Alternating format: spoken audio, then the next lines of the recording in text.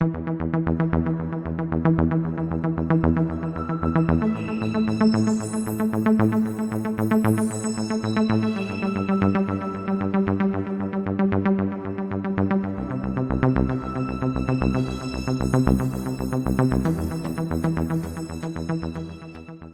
is going on, YouTube Nation? This is Darth Dividend. If you guys are new to my YouTube channel, make sure you subscribe and hit the notification bell so you don't miss future videos. So I have a really interesting video for you guys. This is the first time I've actually critiqued someone's M1 Finance dividend portfolio, and this guy needs a lot of backup. So I'm going to be doing a dividend stock analysis. I'm going to do, these are monthly and quarterly dividend stocks. This was a challenge. This really was. I'm going to try to help this guy out. He's one of our subscribers on this channel. He follows me on Instagram. He sent me an Instagram message and he showed me his pie, and it needs a little bit of changes. With these 7 dividend ETFs, I think he might be in the right track. Again, none of this is financial advice. It's for entertainment purposes, but I want to get the ball rolling for this guy. I want this guy to make money when he sleeps. So I'm going to try to critique one and create a dividend ETF portfolio for this guy, or at least mess around with it so that he can have monthly dividend stocks and quarterly dividend stocks at the same time. So, you know, I have a goal to make $1,000 to $3,000 a month on my monthly dividends and $2,000 to $4,000 a month on my quarterly dividends. So I'm going to try to critique this and make it into a dividend ETF portfolio for this guy and help him out. So let's check this out right now. Okay, so this is one of my followers and subscribers. He has a dividend portfolio. This is a Vanguard one. This is Vanguard Emerging. This is FTSE Development, All World. This is small cap ETF. So I first asked him, is this a dividend?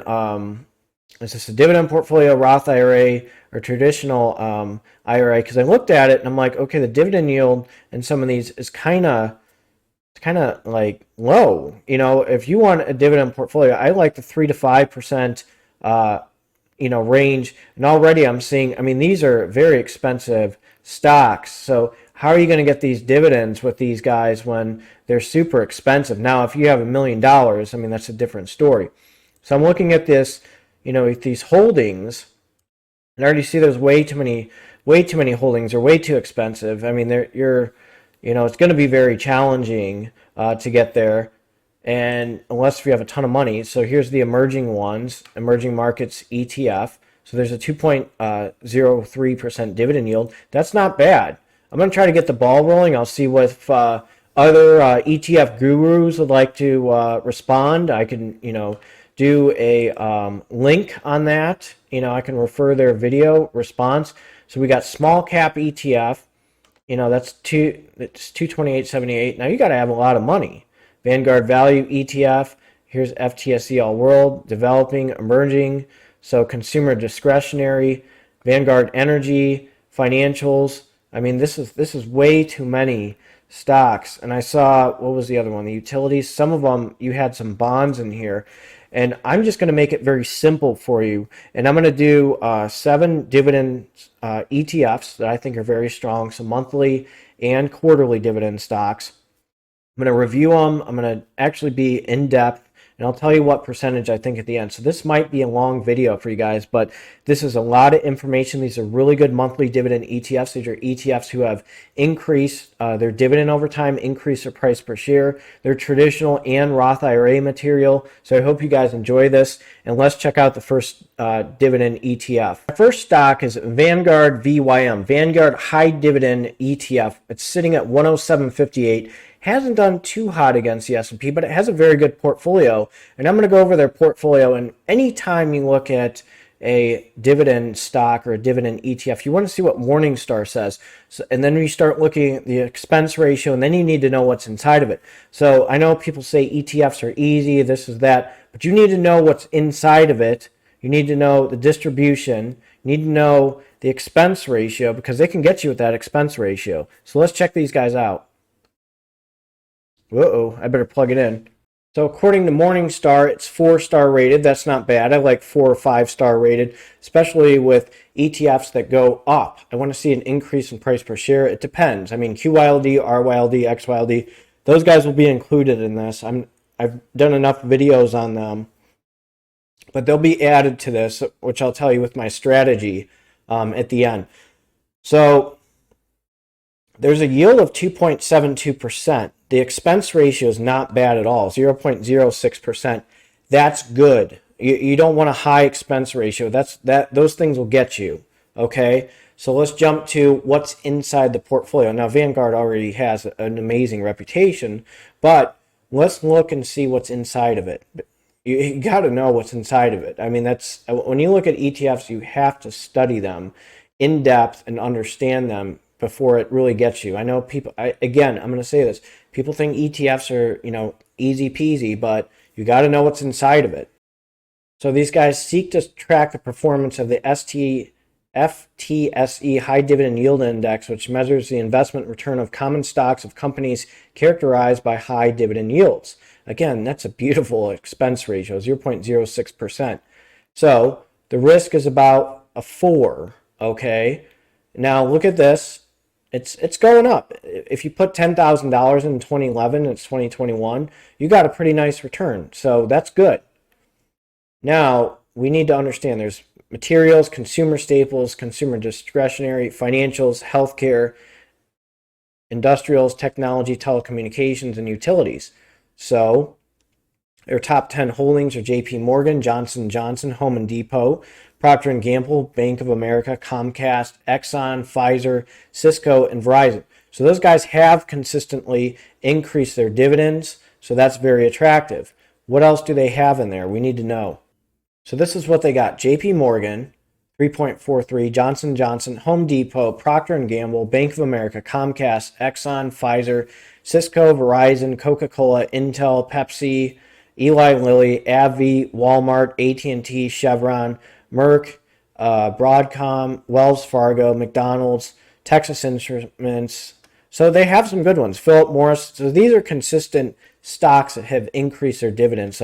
And they increase their price per share. So far, everything looks good. Let's check their dividend history.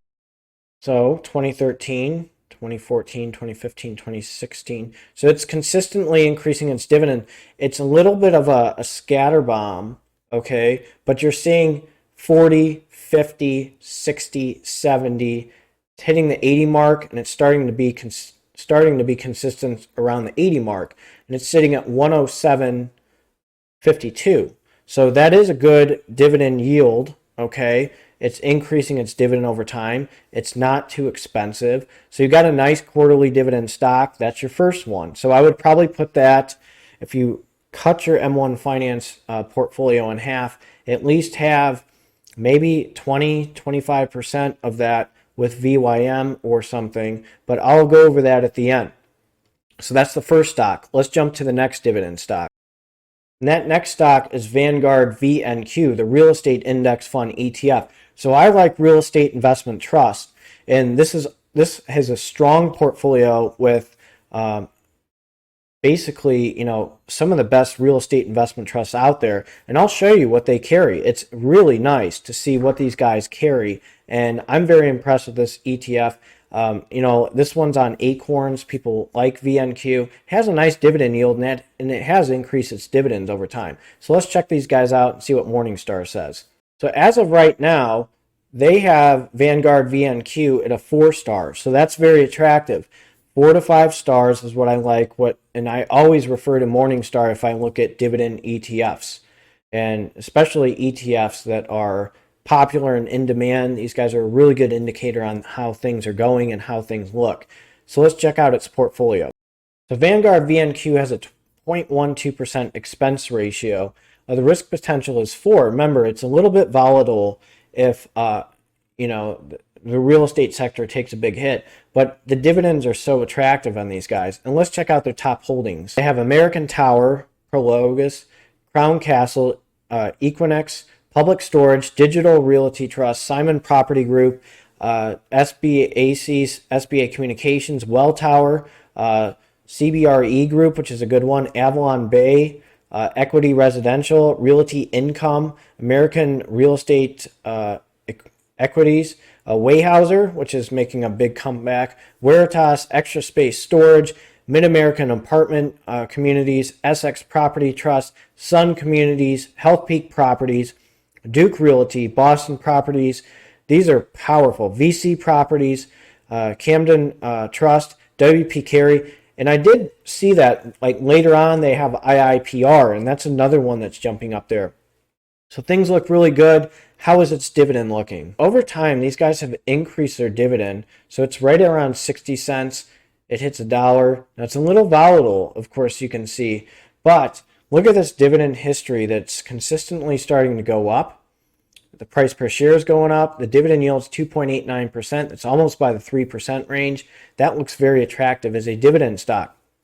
It's going to increase its price per share. These real estate investment trusts consistently pay out dividends that increase over time. This is something you can't say no to. So VNQ should be in your dividend portfolio as well. Now again, none of this is financial advice, but if you start picking it apart and getting more of these guys into it instead of 1,000 pies that you have, or 1,000 fractions, you're going to start going somewhere once you start putting more and more money into this, and you're going to see these dividends increase over time, and you're going to see the price per share increase, and things are going to look very strong. Let's jump to the next dividend stock. And this one is ProShares S&P 500 Dividend Aristocrats ETF. That symbol is NOBL. I think that's a very good dividend stock. It has increased its dividend over time. Price per share has gone up, and it took a little bit of a nosedive because of the S&P basically the pandemic. But this is such an attractive dividend stock that many dividend investors own. And I'm going to show you its dividend history and how it's looking. And we got to see what's inside of it. Obviously, it's the Dividend Aristocrats. It's centered around the Dividend Aristocrats. So that's one thing that's very positive. And usually those guys increase their price per share as well, and they increase their dividend, which makes things very attractive. So let's see what Morningstar says. The NOBL is a 4-star rating with ProShares, so that's very attractive. It's a 4-star, and this is what's important. Again, if it was a 2-star, it probably wouldn't be as good as advertised. So that's one thing. So these guys are very consistent with what they're doing, and it's really hard to be a 5-star. If you're a 5-star, you're the real deal. But still, a 4-star is a real deal as well. So let's check out its portfolio and its dividend history. So these guys have a little bit of a distribution yield of 1.93% and an expense ratio of 0.35%. And they are going after the Dividend Aristocrats. I'll show you what they have inside their portfolio, which is really interesting and very powerful. So it's going up over time. Its dividend is going up. This is very interesting. The index dividend yield is 2.32%, and the distribution yield is 1.93%. So look at what these guys are going after. So they're very well diversified, and it's very powerful, very nice as a dividend ETF. And these three so far that I mentioned are very good for a traditional and Roth IRA. So they got all of them. I mean, I don't see a percentage, unfortunately, but they have 3M, KO, Colgate, Dover. I mean, these are all pretty much the Dividend Aristocrats that they are, involved with. So, they're very well diversified. And if they don't like it, they just say you're out pretty much with these other stocks. And if a stock doesn't make, the list, then they're gone.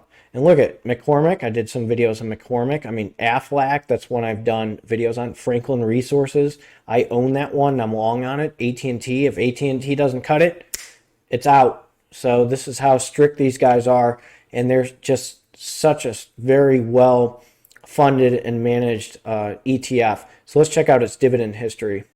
They're seeing over time it's slowly going up, 13 cents, 20 cents, then it's jumping up to 40, 30, 50. It's slowly going up, just slowly. That's one that you might want to consider. But my final say in the long run, I'll show you what I'm going to do with the portfolio. This one, it's going up. It's slowly going up. It's trying to make a comeback. So it's past the 20 mark pretty much in this area. So that's promising. It's not going to be in the 20s anymore. It's going to start going up. So it's $95, so that's one to look at and consider. And the distribution so far of these three are 3, 6, 9, and 12 in the months of those months. So you're noticing a trend.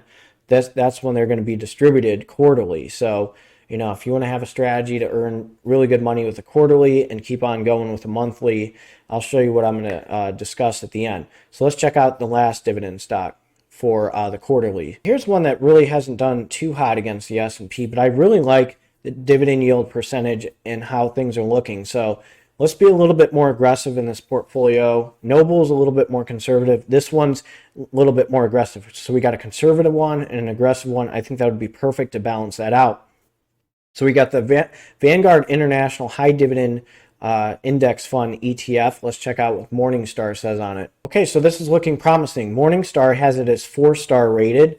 I like that. Now, sometimes the international dividend stocks, you got to be careful with the dividend ETF. Some of them are a little bit of a scatterbomb. They're not the best, but Morningstar likes it as a 4-star, and that's a good indicator that things are looking pretty good. Let's check out its portfolio as well. Again, this one is a high, more risk, more reward. The expense ratio is 0.28%. What is inside of it? So this one's a little bit risky, but we got to see what's inside the portfolio, which makes it a very attractive dividend ETF. The first one we have is Nestle. The next one is Toyota. Actually, I have mentioned Toyota is a very good dividend stock. It slowly increases over time. It's actually semi-annual one. Roche Holding, Novartis, AstraZeneca, Royal Bank of Canada, Commonwealth Bank of Australia. Let me say something about AstraZeneca. They have a lot of medications that people need, like Brilinta. You get a stent, people get it in their wrists. So they give them Brilinta and aspirin. Brilinta is very important to make sure that this stent doesn't seal up again. They have to open you up right away. So that's a very important medication that AstraZeneca carries. Sure, their vaccine isn't the best with COVID based on the studies, but guess what? They got Brilinta, and they have some pretty strong medications to back them up as well. So it's not just one thing that they carry. They carry a lot of firepower. BHP Group, Sanofi, Total SA, GlaxoSmithKline, Unilever, one of my favorites, BP, Enbridge, one of my favorites, Bank of Nova Scotia. So that's another good one, is a bank stock. So these are pretty good holdings that they carry, and they're pretty well diversified. And a lot of these dividend stocks have increased their dividend over time. So this is one, it's a good aggressive dividend ETF. Now we're going to jump to the monthly dividend ETFs. I got 3 of them, and of course we're going to implement QYLD, RYLD, and XYLD to this strategy. So let's check these guys out. So that is the Schwab US Dividend Equity ETF. It's sitting at $77.79. This is a very attractive dividend stock. A lot of people who are dividend investors absolutely love this one. And I'm going to show you its portfolio. I'm going to show you what Morningstar says. And I'm going to show you why you can add this to your M1 Finance dividend portfolio, or your monthly dividend portfolio, or your monthly investing strategy. So let's check this out. Okay, so we have a 5-star rating. So this is a really good dividend ETF. The expense ratio is not a lot, 0.06%. The 12-month yield is 2.82%. That's very attractive. The SEC yield is 2.95. So it's going up in price per share, and it slowly increases its dividend over time. Let's see what these guys carry that make them a special dividend ETF. So here's their portfolio that they have. Pfizer is 4%. Cisco is 4%. BlackRock is 4.29%. Pepsi is 4.23%. Home Depot is 4.19%. Broadcom 4.17%. Merck is 4%. Coca-Cola, Texas Instruments, Verizon, Amgen, IBM, 3M, Altria, ADP. That's a very strong dividend portfolio. Prudential, I have those guys in my traditional IRA. Very good. U.S. Bancorp, Lockheed Martin, very strong portfolio. Let's check out their dividend history. So this is still a quarterly one, okay? And it's 20 cents, 30 cents, 40 cents, 60, 50. It's $78. So you have a very good dividend quality dividend equity ETF. and it's just increasing its dividend. It's not too expensive, so this is one to capitalize on. So you got your quarterly dividend stocks. We got some monthly dividends starting to come in. So I'm going to add QYLD to this dividend portfolio. You got some monthly dividends kicking in. It's cheap. It's a little bit of a scatter bomb. You're consistent in the 20s, from 13 cents to 20 cents. That'll help buy your quarterly dividend stocks, sitting at $23.05 with a 9.79% dividend yield. And then we're going to jump to RYLD. So RYLD is right around $25, and you're going to get a consistent, let's just say 17 cents to 24 cents, 25 if you're lucky, but it usually doesn't jump around that much. So this is another one to look into, adding QYLD, RYLD, and XYLD to your monthly dividend arsenal. And we're going to jump to XYLD. So XYLD is right around $49.90. And this is one that will consistently give you right around, let's just say 25 cents to about 35 cents. Let's just go around that. $49.90. So that's another one that you can look into. I got another one for you to look at. iShares Core Dividend Growth ETF. It's sitting at $52.99. I'm going to have to do a little bit more digging into these monthly dividend stocks. But I like QYLD, RYLD, and XYLD. If you start putting money in it, these guys will consistently start buying these other dividend stocks or these quarterly dividend ETFs. That's one thing that you can look into. This is actually a pretty big challenge for me to post this video, and I haven't been challenged in a long time to produce a video. So let's check what these guys are about and check out their dividend growth and their dividend history.